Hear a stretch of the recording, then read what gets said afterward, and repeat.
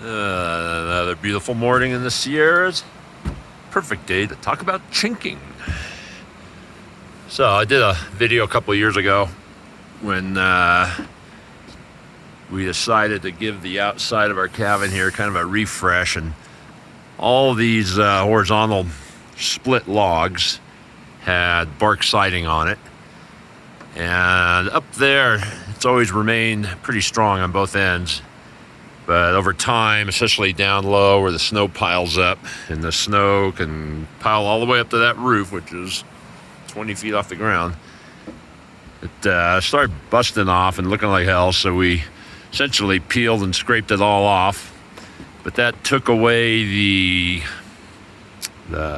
whatever you want to call it, the fill that kept the majority of these planks sealed up, which kept the weather and rodents, whatnot, from getting inside where, we got gypsum board or wall board inside.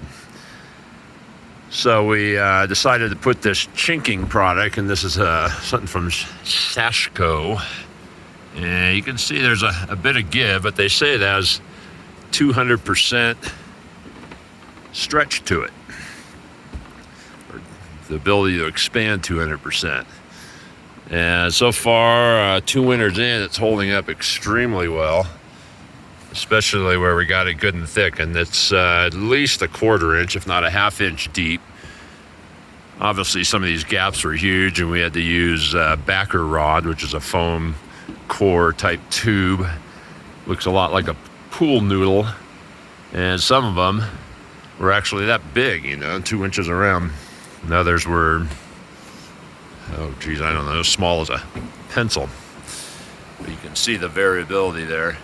But notice we also did the verticals with a kind of a dark gray there that practically goes unnoticed, especially from a distance. But that was wide open. There was no board behind there. Little bits of tar paper from over the years and various other fill materials, but you'd see birds fly in there and they'd be going straight out the other side. That attic space was quite popular with the local rodent and birds, and we even had a pine marten living up in there. But like I said, from a distance, you don't even notice that gray.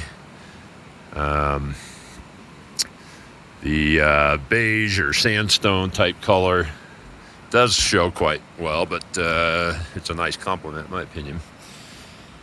But it's been holding up extremely well. We got up into the crevices, keeping bugs out as well.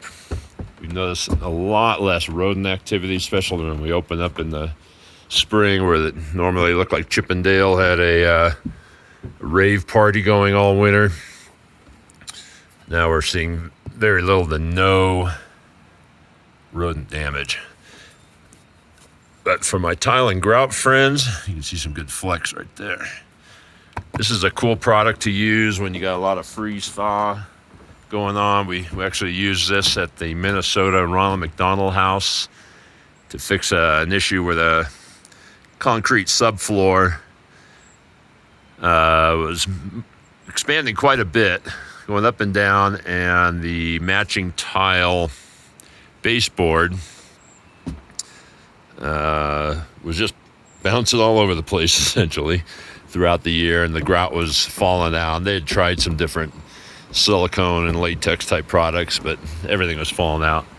So we put this stuff in a one of the few colors.